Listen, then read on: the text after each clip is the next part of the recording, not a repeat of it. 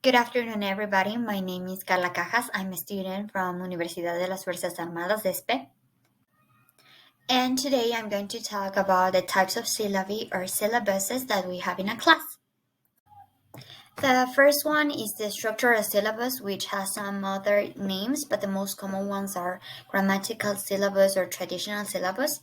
And its purpose is to teach the grammatical rules and items, which, according to Yalda in 1983, has helped to base the grammar translation and audiolingual method. The way of presenting these grammatical structures can be lineal in a one-by-one form or even a comparing form. The lineal form means that a student must have a total mastery in the first grammar rules, in the most simple grammar rules of the first presented, in order to move forward to the another topic, in this case, the other grammar rule. Usually, this structural syllabus is assessed with drilling exercises according to the grammatical structures, and they are graded based on the grade of complexity of this structure, of the structure that it's being built. So now the example that it's proposed here is the following. Let's imagine that we are in a class with A1 level teenagers, which are going to learn first the present simple form of the verbs, and the drilling exercises are presented in the class to reinforce. And these drilling exercises can be found in some web pages like live worksheets, or maybe they can be done by teachers. After assessing these exercises and taking the adequate test, the teacher can move forward to the another grammar structure or grammar rule, which in this case can be or present, either present progressive or past simple. Now we're moving to the situational syllabus, in which, following Earth 2000, the contents are organized according to situations in which the target language is going to be used, in this case, English language. The most common activities are dialogues and role plays, in which the participants, in this case the students, have to react in specific situations and talk and act just like the native speakers would do. In order to develop these activities, the vocabulary and phrases are developed, and they are the main focus of this syllabus. And some examples that I can present here is, for example, a role play of students asking for directions or giving directions. Some students calling, making a telephone call for asking for food, or maybe going to a restaurant to ask for food, or even calling a bank advisor. Our third syllabus is the topical syllabus or content-based syllabus, and it's kind of related to the previous one, the one that we saw before. But the difference is that this syllabus focuses on acquiring information for developing, again, communicative competence, but keeping up with the evolution of the four language skills, which in this case are listening, speaking, reading, and writing. In this syllabus, the activities presented in the class must have relation with the subjects that the teachers are teaching. And making a research, I discovered that some examples of this type of syllabus can be in a science class, the students can make a presentation of the solar system, or maybe a presentation of how a volcano erupts.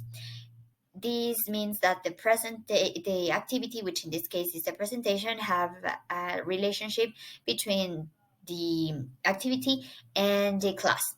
And another idea can be maybe in an art class, students can talk about famous songs or maybe about their favorite movies. In my opinion, the activities that must be chosen here need to go in accordance to the students' context and interests, so students don't get bored. Now we're making headway to the next syllabus, which is the notional syllabus. And here, notions are nouns, pronouns, verbs, prepositions, conjunctions, adjectives or adverbs, and even general concepts like time and space. In this syllabus, the goal of students is to express meaning, and its final product is, again, communicative competence, and it's using the language in a communicative way with the use of these notions which learners need in order to communicate and keep in touch. These the learning activities involve using authentic language and expressing meaning, and its testing is focused on the way students use this language in the environment, how they react and how they act in this environment. Its examples are closely related to the situational syllabus, but we can also find some differences. For example, in this notional syllabus, students can ask for permission and even apologizing. For example, in a class, when students are sitting there and they want to go to the restroom, they ask, "May I go to the restroom?" Or even if they are outside of the class, they can ask, "May I come in?" This is a type of notional syllabus. And also expressing, using phrases like, "I'm so sorry for what I did," or maybe "I apologize for." Then we have the task-based syllabus, which is highly related to the task-based learning methods. In this type of syllabus, the learning activities are related to real-life problems and activities. Some examples of these syllabus are just like the situational syllabus. We can find role plays and dialogues, but in this case it's focused more on real life activities. For example, the students can make a conversation withdrawing money from an ATM, or maybe go shopping. And also there are space for activities like filling in the blanks, in which students use the communication strategies and maybe even grammar rules to make lists of, for example, what have I done in the day, or maybe what can I do tomorrow. Our skill syllabus is related to our language skills: listening, speaking, reading, and writing. In this case, the information is acquired using these four language skills as a way of learning. Some examples of this syllabus can be: in a class, the students develop a reading comprehension activity in which they read a text, summarize it, highlight keywords and new vocabulary, and then answer some questions.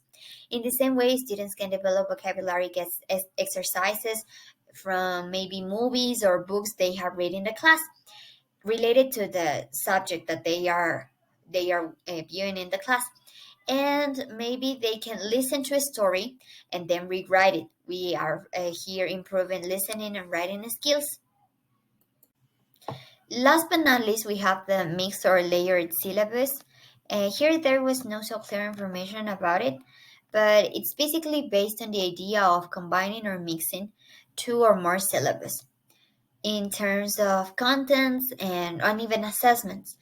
For example, I found that some teachers mix structural and situational syllabus in order to keep a class with a complicated topic. This is everything for today. I hope I have clarified the main points and examples of each one of the syllabi. Here's my reference list if you want to take a look. Thanks for watching.